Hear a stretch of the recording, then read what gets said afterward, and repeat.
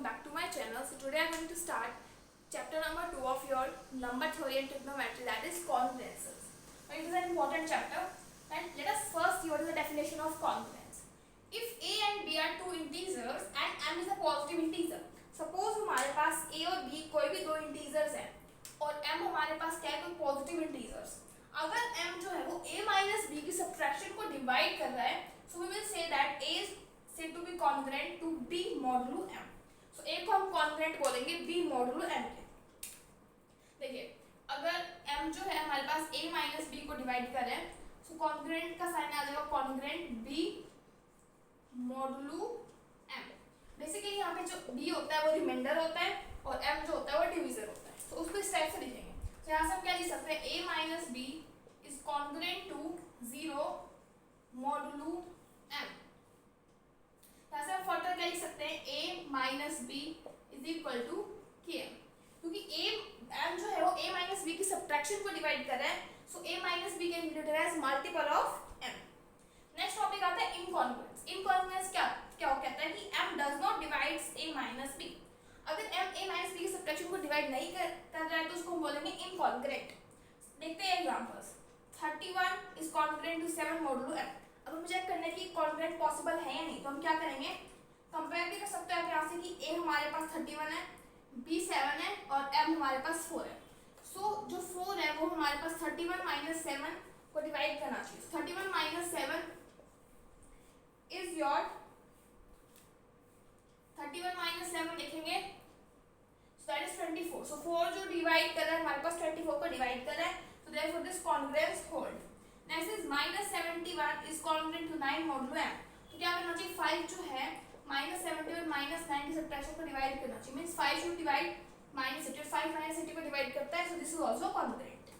Next हमारे पास इसको भी हम शो करते हैं कि इनकॉन्ग्रुएंट है. 71 is congruent to 9 modulo m.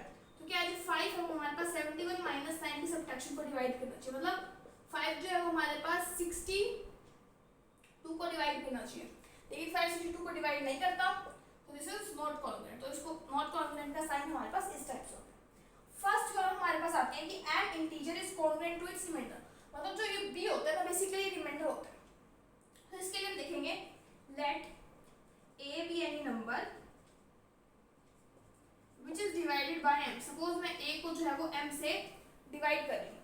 So a को जो मैं m से डिवाइड कर रही हूँ, सपोज मेरे पास b जो है वो a को जब मैं m से डिवाइड करूँ, सो m, सो हमारे पास सपोज कर लो कि क्वोशिएंट आ रहा है क्या और रिमाइंडर आ रहा है 8. तो हम a को क्या लिख सकते हैं, m क्यू प्लस r. एक को इस टाइप से लिख सकते हैं. अब यहाँ से क्या लिख सकते हैं, a minus r is equal to m q. So यहाँ से क्या आ रहा है कि m जो है वो a माइनस r को डिवाइड कर रहा है, a जो है वो m जो है वो a माइनस r को डिवाइड कर रहा है. अगर m जो है वो a माइनस r को डिवाइड कर रहा है, तो यहाँ से हम क्या कह सकते हैं कि a is congruent to r modulo m. तो यहाँ से हम क्या कह सकते हैं कि जो माइनस में चीज होती है, देखिए जो माइनस में थी ना उसको हमने यहाँ लिखा, प्लस मतलब माइनस की जो चीज है ना, माइनस के साथ जो टर्म है उसको हमें यहाँ लिखना है. सिंपली यहाँ पे माइनस के साथ क्या है r, तो a is congruent to r modulo m. तो देयरफॉर जो है an integer is always congruent to its remainder. So ये थ्योरम हमारे पास होल्ड करती है. Now theorem number 2 is if a is congruent to b modulo m and a and b leave the same remainder when divided by m. हमें proof करना है कि दोनों जो है सेम रिमाइंडर लीव करते हैं और कन्वर्स पार्ट भी प्रूफ करना है. सो पहले सिंपल पार्ट लेके चलते हैं. अगर a कॉन्ग्रुएंट है b मोडुलो m के, तो हम यहाँ से क्या लिख सकते हैं कि m divides a minus b. Let us suppose इसका सेम रिमाइंडर नहीं, let us suppose they have two remainders r1 and r2. So a को हम क्या लिख सकते हैं, हमारे पास a is equal to a1 m plus suppose r1 remainder आ रहा है. b को हम क्या लिख सकते हैं, b1 m से जब इसको डिवाइड किया, सपोज यहाँ से r2 रिमाइंडर आ रहा है और a1 और b1 हमारे पास क्या है, क्वोशिएंट है. a1 and b1 are the quotient और r1 और r2 रिमाइंडर है. अगर r1 और r2 रिमाइंडर है तो डिवीजर से तो कम ही मिलेंगे, so therefore r1 is less than m and r2 is also less than m. दोनों को सब्ट्रैक्ट करते हैं. So a minus b is equal to a1 minus b1 into m लिख सकते हैं प्लस r1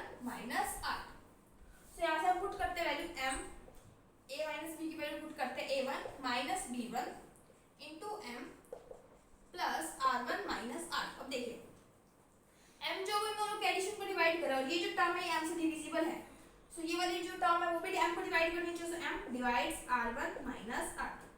फॉर एग्जांपल देख लीजिए 2 जो है वो हमारे पास 6 को डिवाइड करता है, और यहाँ पे m ले लीजिए आप, हमारे पास 2 × 3 प्लस सपोज 4। अगर ये जो है इस नंबर को डिवाइड करता है तो ये वाला जो नंबर है इसको भी डिवाइड करना चाहिए, ये वाला जो नंबर है इसको भी डिवाइड करना चाहिए। सपोज आप ले लिए 2 × 3 प्लस 3, सपोज मैंने 3 ले लिया तो आ जाएगा 6 प्लस 3 9। देखिए 9 जो है 2 को डिवाइड नहीं करा। अगर आप यहाँ पे जो इससे डिवीजन नहीं होगा ना वो नंबर लोगे तो डिवाइड ही नहीं करेगा सब इसका, तो therefore m divides r1 minus r2। m जो है r1 माइनस r2 को डिवाइड कैसे कर सकता है, क्योंकि r1 भी m से छोटा है और r2 भी m से छोटा है, सो r1 m can not divide subtraction. अगर r1 भी m से छोटा है r2 भी m से छोटा है तो इनकी सब्ट्रैक्शन तो और भी छोटी होगी, तो मतलब जो r1 माइनस r2 है वो छोटा है m से, सो m can not divide r1 minus r2, as you can write r1 is less than m and r2 is also less than m। so m जो है उसको डिवाइड नहीं कर सकता। अगर डिवाइड नहीं कर सकता so पॉसिबल वे क्या है हमारे पास कि अगर ये चीज 0 बन जाए तो वो डिवाइड करेगा, so therefore r1 minus r2 is equal to 0 and r1 is equal to r2। so हमने सपोज क्या था कि दो रिमाइंडर है लेकिन रिमाइंडर क्या है same, so we get the same remainder। अब हम इसका प्रूफ करेंगे कन्वर्स पार्ट। अगर आपको एक बार देखना है स्क्रीनशॉट लेना है तो आप ले सकते हैं। कन्वर्स पार्ट में हम लेके चलेंगे कि इनके सेम रिमाइंडर है और हम प्रूफ करेंगे कि a is congruent to b modulo m। So converse part में ये हम प्रूफ करेंगे, हम लेके चलेंगे कि इनके सेम रिमाइंडर है। सो हम ले लेते हैं a is equal to a1 m plus r, b is equal to b1 m plus r लेके चल गए। अब इनको सब्ट्रैक्ट कर देते हैं, a minus b is equal to m a1 minus b1। तो यहाँ से क्या आ रहा है कि m जो है वो a minus b को डिवाइड कर रहा है। अगर m a minus b को डिवाइड कर रहा है so by congruence relation we can write that a is congruent to b modulo m। ये आपको ध्यान रखना है, इससे ये ऑलवेज लिखा जा सकता है, so this is possible। तो हमने कन्वर्स पार्ट भी क्या कर दिया proof. so next theorem we have theorem number 3rd, the relation of congruency is an equivalent relation। equivalent relation क्या होता है हमारे पास, जो रिलेशन हमारे पास रिफ्लेक्सिव भी हो, सिमेट्रिक भी हो और ट्रांजिटिव भी हो, उसको हम बोलते हैं इक्विवेलेंस रिलेशनशिप। या फिर क्वेश्चन इस टाइप से भी आ सकता है, show that a is congruent to a modulus m। Reflexive क्या होता है, जो कंडीशन है ना वो a के लिए होल्ड करनी चाहिए। सिमेट्रिक क्या होता है, a is congruent to b modulo m, so we have to prove that b is also congruent to a modulo m। अगर वो कंडीशन a b के लिए होल्ड करती है so हमारे पास b a के लिए भी होल्ड करनी चाहिए। ट्रांजिटिव क्या कहता है, अगर वो कंडीशन a b के लिए होल्ड कर रही है, b c के लिए होल्ड कर रही है, दैट इंप्लाइज दैट वो a c के लिए भी होल्ड करनी चाहिए। so a is congruent to b modulo m, b is congruent to c modulo m, then we have to prove that a is congruent to c modulo m। so first part proof करते हैं।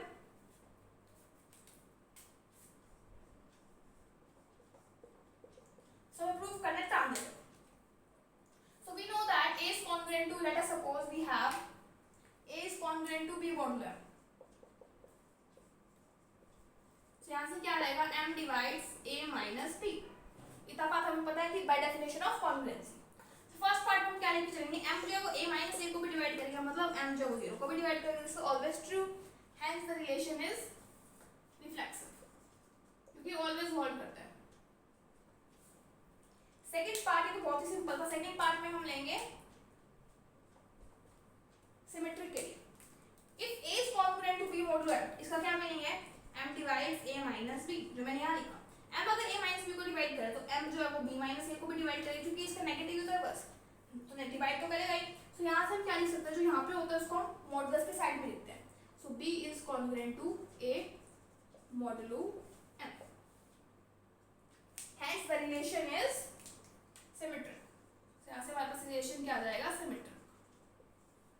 Third part में prove करना है कि वो reflexive होगी। Now third part में देखिए, if a is congruent to b modulo m and b is congruent to c modulo m, तो हम यहाँ से क्या लिख सकते हैं, m divides a minus b, यहाँ से क्या लिख सकते हैं, m divides b minus c। m इसको भी डिवाइड करेगा, इसको भी डिवाइड करेगा, तो इनके एडिशन को भी डिवाइड करेगा, So m will divide a minus b plus b minus c. So b से b cancel. So m divides a minus c. अगर m a minus c को divide करें, so from here we can write a is equivalent to c modulo m. So यहाँ से हमारे पास क्या आ जाता है, relation is transitive. तीनों कंडीशन होल्ड जाएगी तो रिलेशन क्या आ जाएगा हमारे पास, एक equivalence relation. Now theorem number 4, if a is congruent to b modulo m, then a plus x is congruent to b plus x modulo m.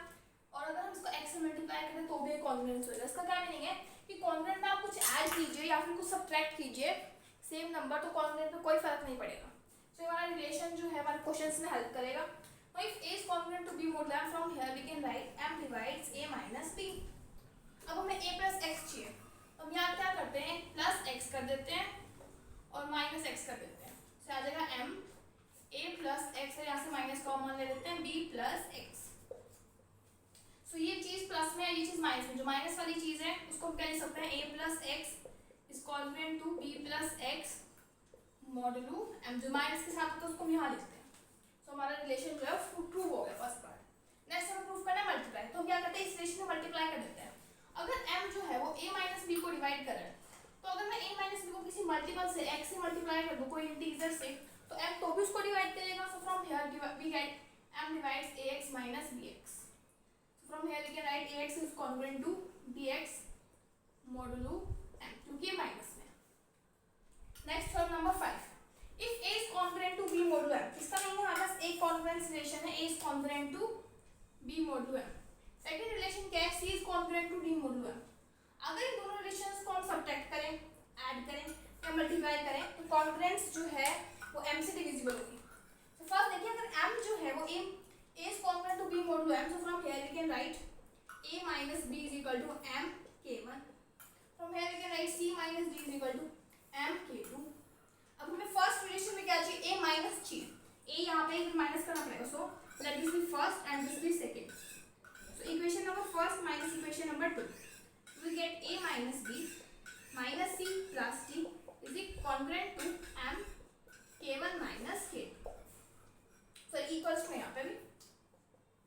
so from here we can write a minus c को एक साथ लिख दीजिए और यहाँ से minus common ले लीजिए, b minus d is equal to m k1 minus k2. so यहाँ से हम क्या लिख सकते हैं, m divides a minus c minus b minus d.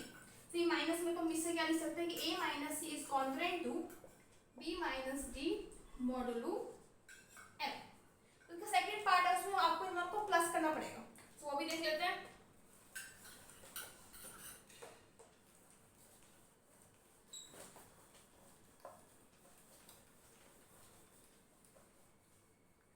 Second part में हमें क्या प्रूव करना पड़ेगा, we will plus equation number 1 and equation number 2. so we will get a minus b plus c minus d is equal to m of k1 plus k2.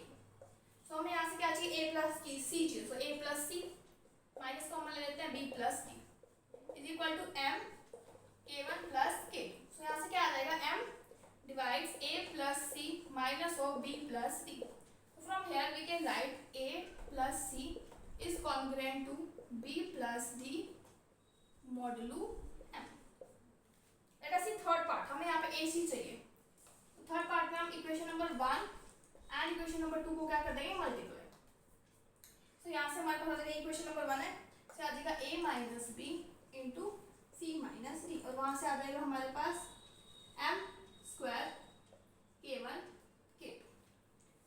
तो ये हमारे पास क्या आ जाएगा, इसका रिलेशन आ जाएगा. देखिए यहाँ से हमारे पास ना m स्क्वायर आ रहा है, तो यहाँ से इसको ऐसे नहीं करना पड़ेगा मल्टीप्लाई. इक्वेशन नंबर 1 और 2 को थोड़ा सा सॉल्व करना पड़ेगा. देखिए यहाँ से हम क्या लिख सकते हैं, a is equal to m k1 plus b, और यहाँ से लिख सकते हैं c is equal to m k2 plus, या मल्टीप्लाई कीजिए, a c is equal to, इनको मल्टीप्लाई करेंगे, m square k1 k2 plus bm k2 plus bd plus dm k1. तो यहाँ से हम क्या लिख सकते हैं, ac minus bd is equal to m into, इन सब में से m कॉमन ले लीजिए, या पहले लिख लीजिए m square k1 k2 plus bm k2 plus dm k1। यहाँ से m कॉमन ले लीजिए, बाकी सब इंटीग्रल है, सपोज को लैम्डा मान लीजिए, यहाँ से आ जाएगा ac minus bd। So from here we can write m divides ac minus bd। So from here we can write ac is equal to bd modulo m। So यहाँ से हमारे पास प्रूफ आ चुका है। So from here we can generalize our result. Suppose A1 is congruent to B1 modulo M. Let us suppose A2 is also congruent to B2 modulo M. तो हमने पढ़ा था कि A1 into A2 is equal to B1 into B2 क्या जाता है। So suppose AN तक ले जाते हैं इसको, तो जनरलाइज करके हम क्या लिख सकते हैं कि A1 A2 up to AN is congruent to B1 up to BN modulo m। सो ये कंडीशन भी हमारे पास क्या करेगी, होल्ड करेगी। नेक्स्ट थ्योरम नंबर 6 क्या कहती है, C is congruent to C B modulo m और c और m का जीसीडी क्या है हमारे पास 1 means they are relatively coprime, then a is congruent to b modulo m। अपन यहाँ से c कैंसिल कर सकते हैं। तो देखिए from this relation we know that ca is congruent to cb modulo m। So from here we can write m divides ca minus cb। so from here we can write m divides c into a minus b। m जो c को divide नहीं कर सकता क्योंकि उसका GCD क्या है हमारे पास 1 है। From here we will get m divides a minus b by Gauss theorem, जो हमने गॉस थ्योरम की ना फर्स्ट चैप्टर में। सो m divides a minus b। so from here we can write a is congruent to b modulo m और ये हमें क्या करना था, प्रूफ।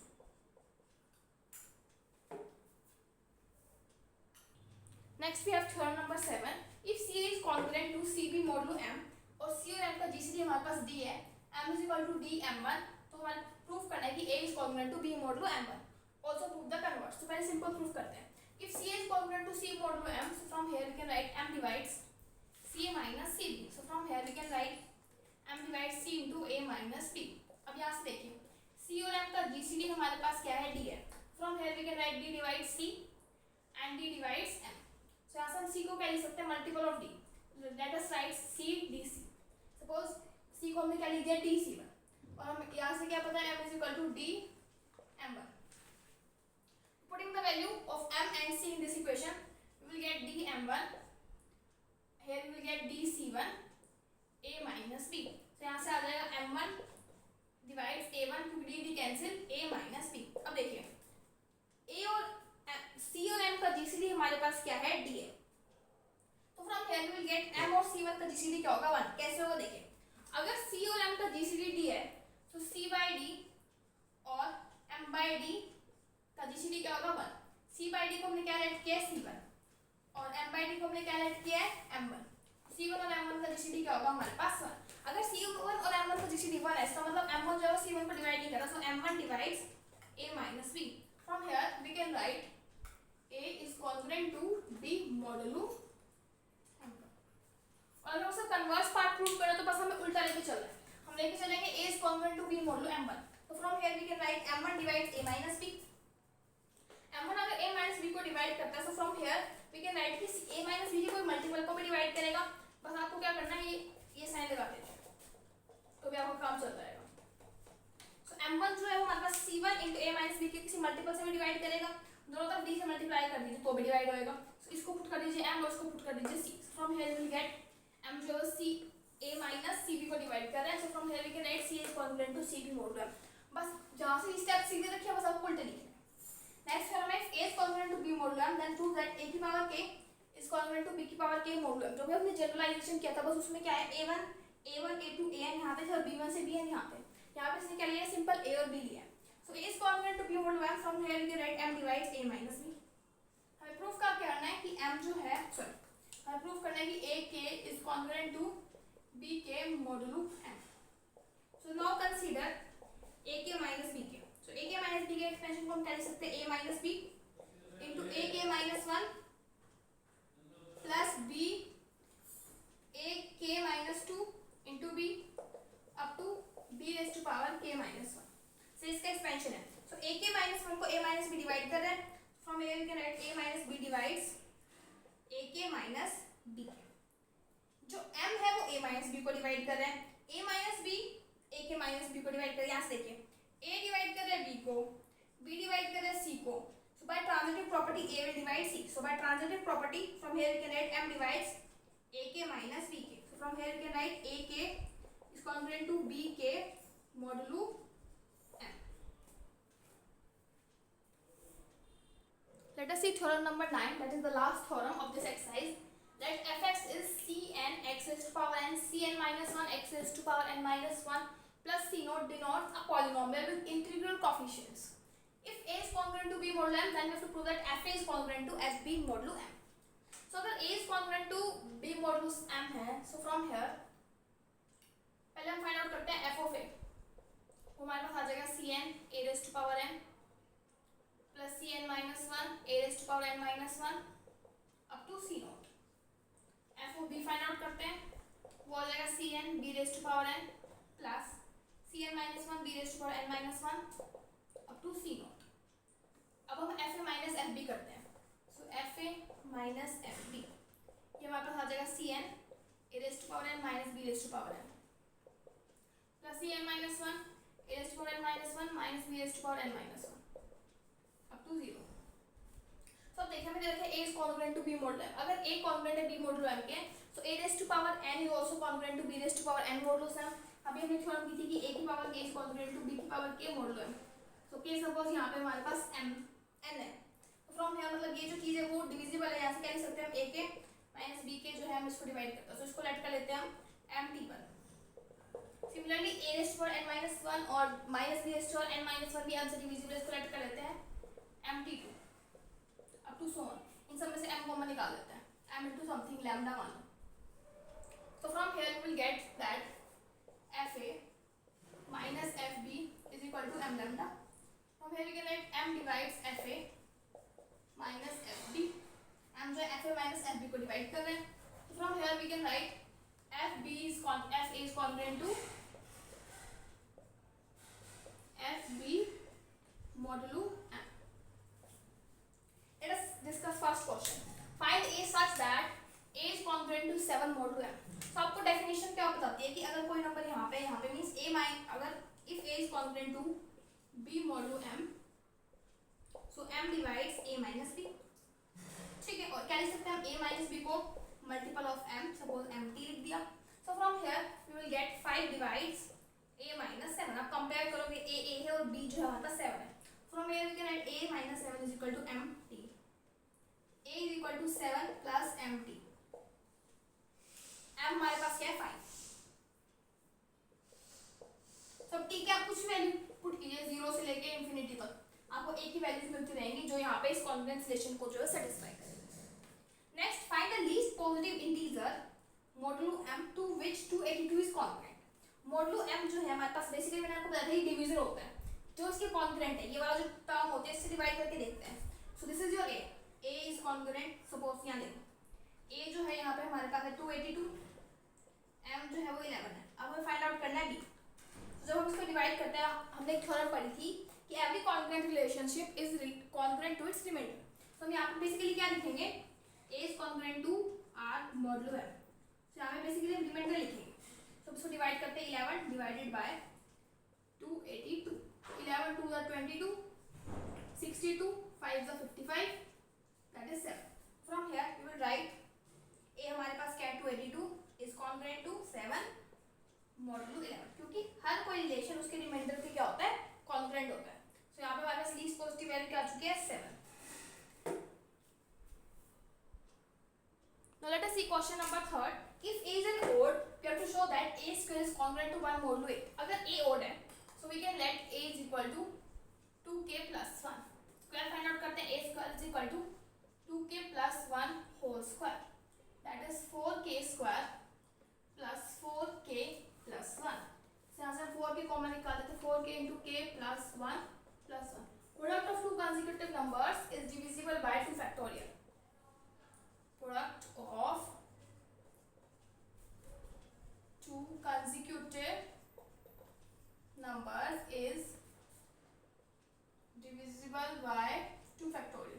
हमने थ्योरम पढ़ी थी कि r consecutive नंबर का जो डिविजिबल होएगा r फैक्टोरियल से, 2 है तो 2 फैक्टोरियल. तो इस पार्ट को हम लिख सकते हैं 4 into 2 factorial into lambda plus 1. From here we can write a square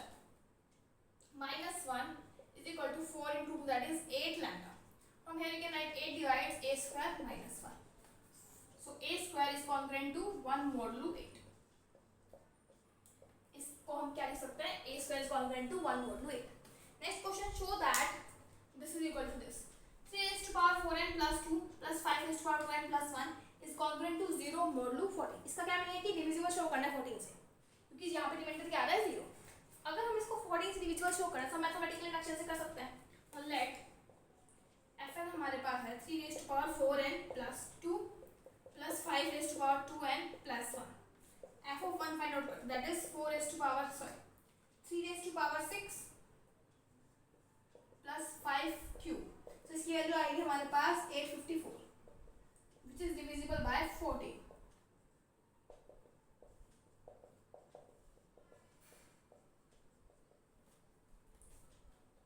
So fn is when n is equal to 1 is true. ये बात true है. Now let fn be true for some n. Simple mathematical induction जो first chapter में सीख के let fn be true for some n. Mathematical induction में हम क्या करते हैं कि n के लिए जो है ट्रू मानते हैं, n प्लस 1 के लिए प्रूव करते हैं, तो वो n के लिए भी ट्रू हो जाता है. fn be true for some n which is belonging to your integer.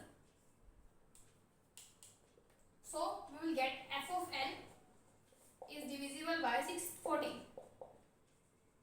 Let कर लेंगे f of n जो है divisible by 14. So from here we can write 3 raised to power 4n plus 2 plus 5 raised to power 2n plus 1 is equal to 14 lambda. Now let us consider f of n plus 1. That is 3 raised to power 4 की जगह n plus 1 put करेंगे. 4n plus 4 plus 2 open आप करके लिख लीजिए मैं, plus 5 raised to power 2n plus 2 plus 1.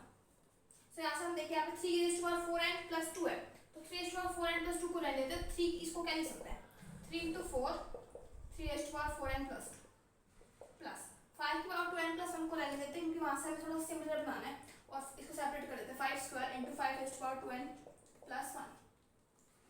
सो देखिए यहाँ से इसकी वैल्यू जो है यहाँ से पुट करते हैं, तो यहाँ से इसकी वैल्यू पुट करेंगे तो 3 raised to power 4 14 lambda minus 5 raised to power 2n plus 1. मैंने इसको इसलिए बनाया ताकि मैं इसकी वैल्यू जो है पुट कर सकूँ, और यहाँ इसको इसलिए बनाया क्योंकि यहाँ से जो है सबट्रैक्शन इजी हो जाएगा.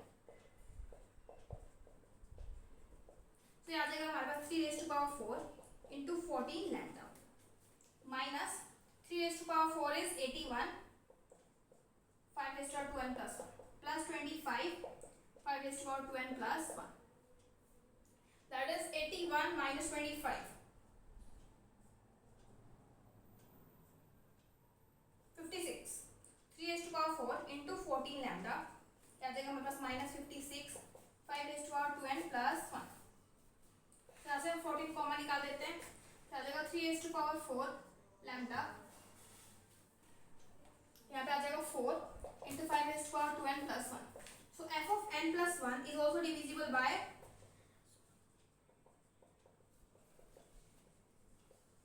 40. So by mathematical induction we can say that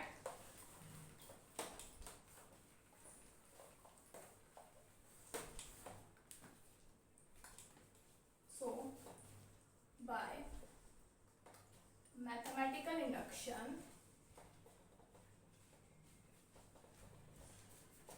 it is true for n. क्या मिलेगा कि जो fn है हमारे पास is divisible by 14. So fn is divisible by 14. जो fn है वो हमारे पास 14 से divisible है. So from here we can write fn 14 divides fn minus 0, क्योंकि रिमाइंडर 0 है, इसको स्टेप से लिख सकते हैं. From here we can write f of n is congruent to 0 modulo 40. f of n की वैल्यू हमारे पास क्या थी, 3 raised to power 4n plus 2 plus 5 raised to power 2n plus 1 is congruent to 0 modulo 40. और यही हमें क्या करना था, प्रूव.